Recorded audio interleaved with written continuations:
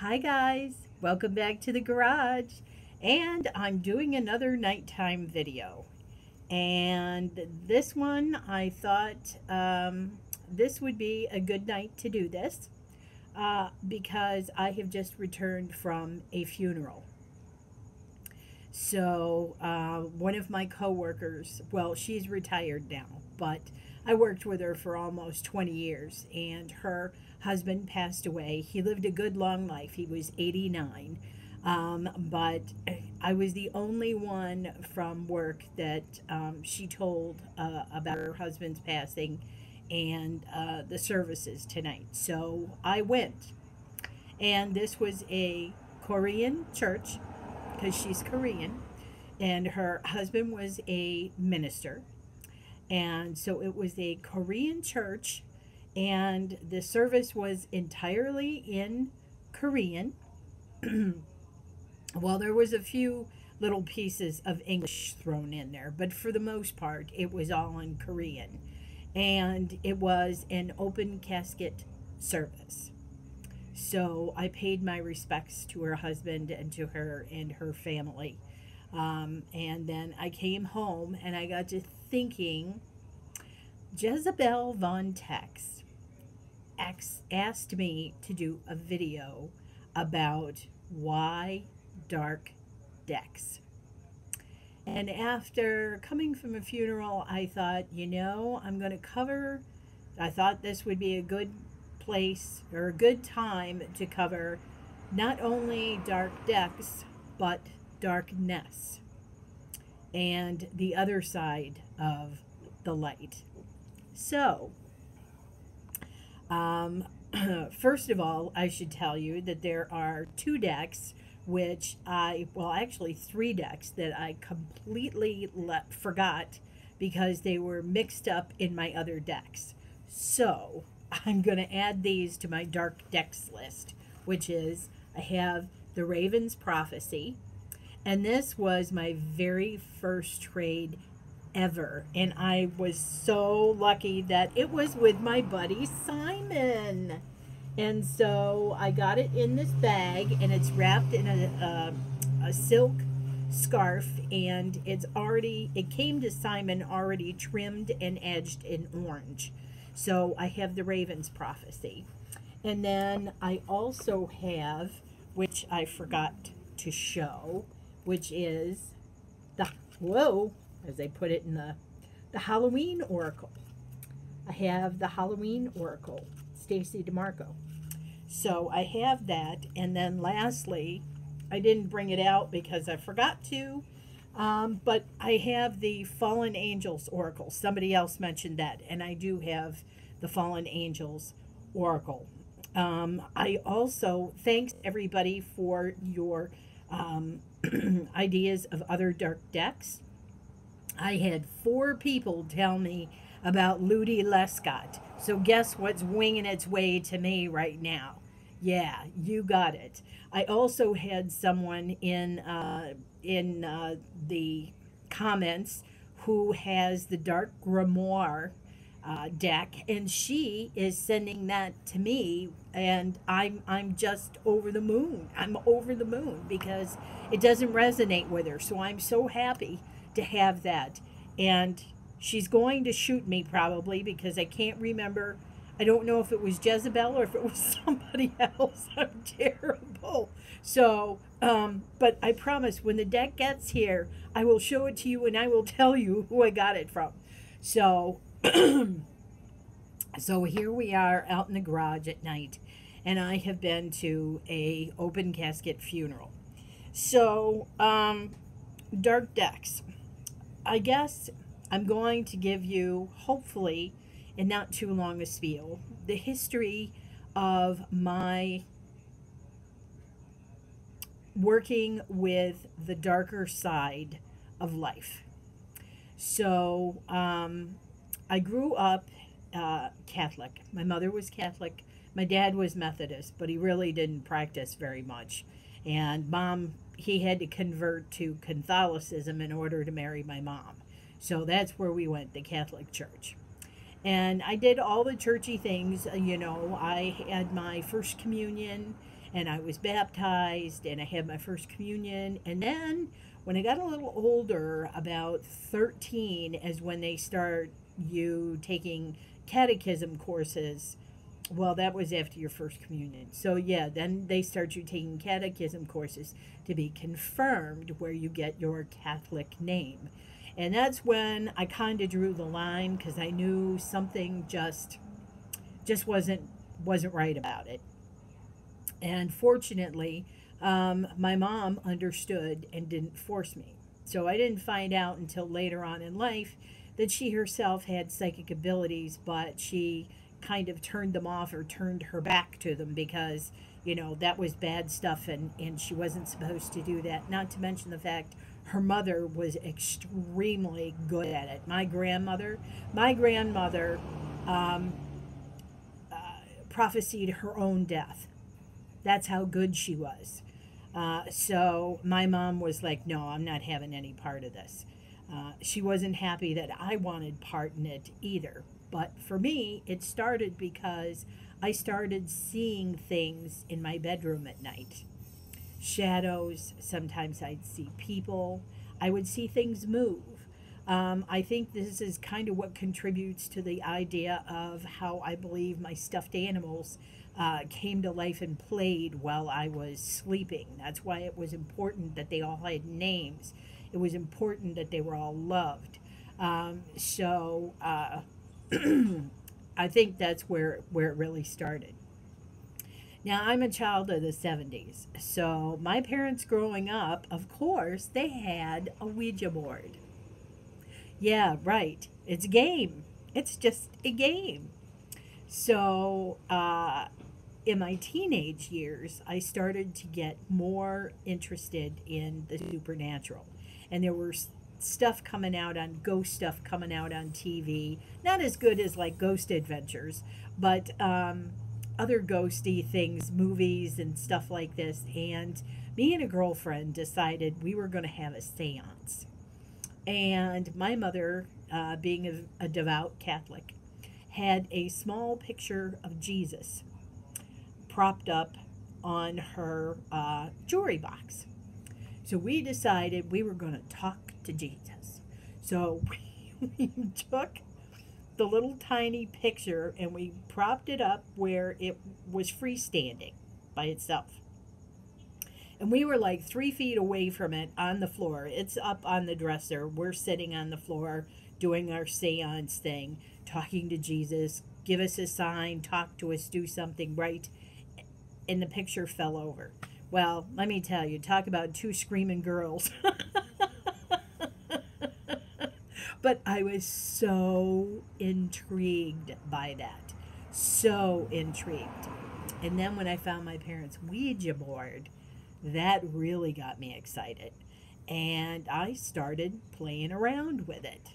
And so it got to a point where I literally became obsessed talking with the Ouija board to whoever I was talking to.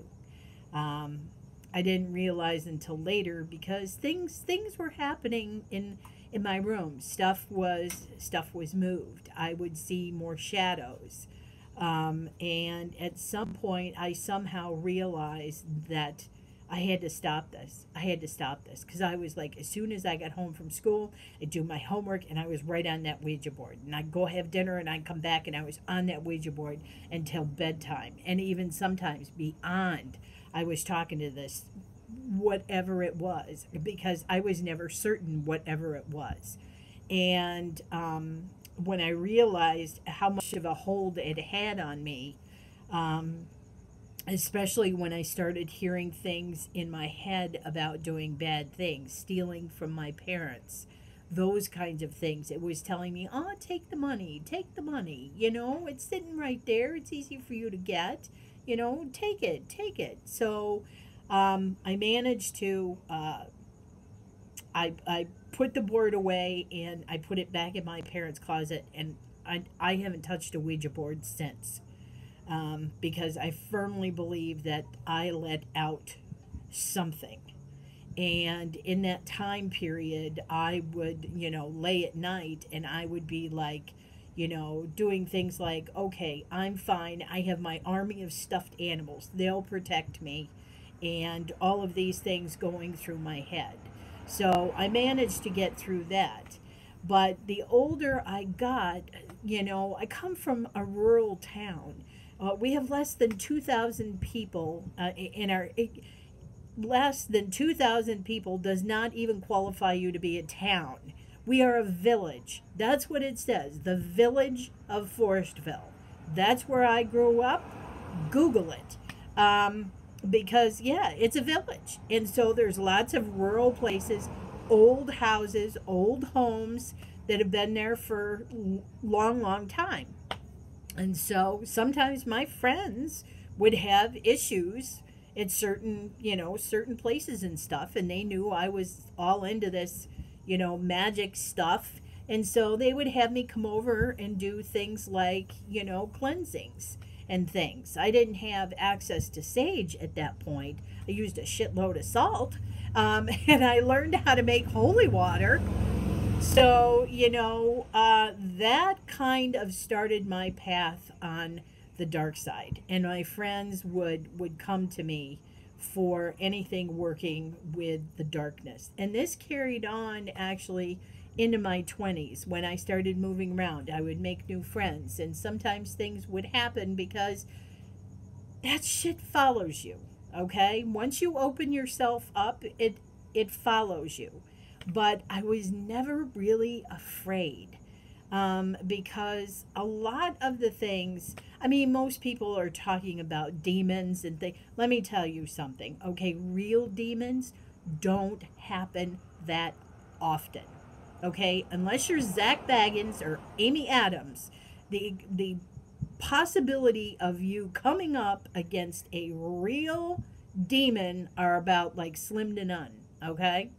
Most of these spirits are either man-made creations, because your psyche branches off. If you've had something traumatic, your psyche can crack where a portion of you separates and causes a spiritual entity, and so that has a mind of its own. So that's a matter of getting your own mind back together. I've seen that happen on a couple of occasions. I've just seen wandering spirits. I see a lot of wandering spirits. People who die tragically don't often sometimes realize they're dead, or they can't accept that they're dead, or they haven't finished what they were supposed to finish, and so they're still looking to try and do that. I don't always have the capability to cross them over to the other side. So I can see spirits. I can hear spirits. And there are times where I just know things. I don't know how, but I just do. So consequently, the majority of my life, I have half of my life, I would say, I walked the dark side. I dealt with all things dark. I studied demonology. I studied anything to do with malevolent spirits. So, but there came a point in my life where it was like, man, I need some sunshine in here, because all of this darkness was starting to get to me, and it was kind of sucking me down. And having clinical depression did not help the situation. So at that point, I decided to turn my back on working with the dark. It was like, okay, I can't do this anymore for whatever reason. And so I just kind of slammed that door shut. It was like, don't ask me, I don't have time for this. And that door remained shut for probably another 20 years, maybe 15 or 20 years. And within the last 10 years, I have started to crack that door open again because I feel that in my now crondom, I feel good about the ability of walking both worlds. And that was actually kind of confirmed to me when last year I won a reading from Maha, from Maha's Treasure Box. And she did my natal chart. And she even said to me, she said, you can walk between both worlds. She said, you have no problem walking between the dark and the light. So I work both sides of the fence. So consequently, the dark decks are part of that. My love of the macabre is all part of that. I mean, I love the sunshine too. Don't get me wrong, I do. I love the sunshine. I love being happy and, everything is wonderful, but there's also something very enticing and very warming to me about the darkness. And so, especially at this time of year when we're going from the light into the dark, this is the kind of change that happens is I start pulling out the dark decks. I start diving more into the darkness of things. And if I see any darkness coming around me or around those I love, I start working on that as well. So yeah, pretty much now have my spirituality or my walk with spirituality um, through my life. So I've worked both sides.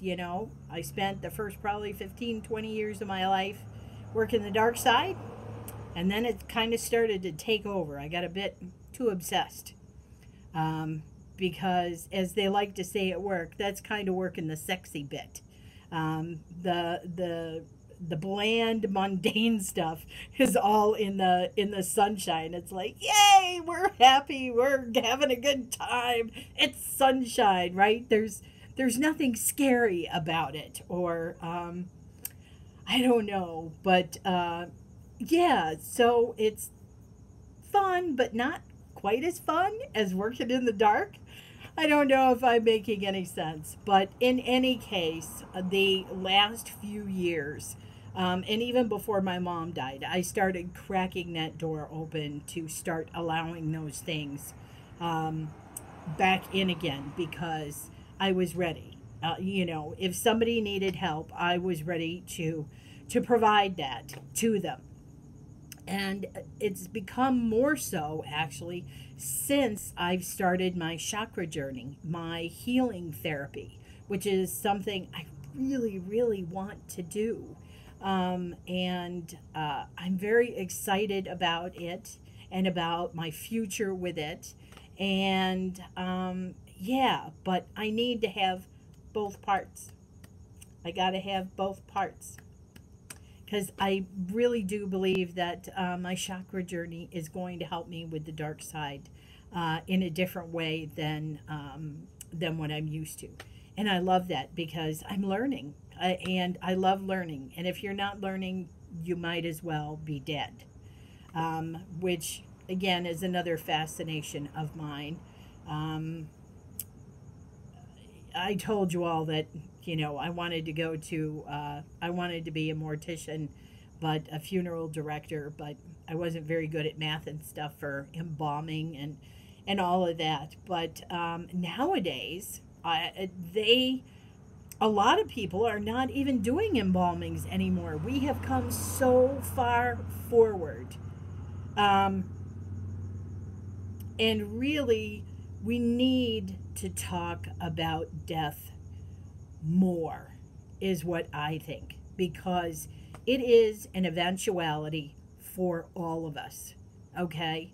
It's going to happen whether we want it to or not. We don't know when, we don't know how, we don't know any of those things. But to talk about it with your families, to prepare them for what's going to happen, make sure that you have all your ducks in a row, like I said.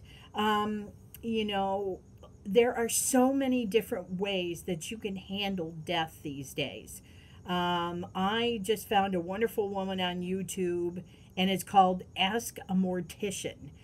She's wonderful. Her name is Caitlin Dowdy, and she runs an eco-friendly funeral service in LA called Undertaking LA.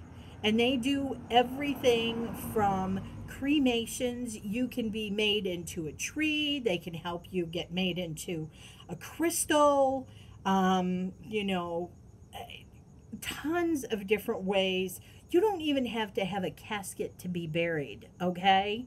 We have come so far. You can just have a hole in the ground and a sheet on you, and down you go. Ashes to ashes, dust to dust. You know, soil, earth. Go back where you belong with the mother, the one that really gives you life and powers your life. Mother Earth.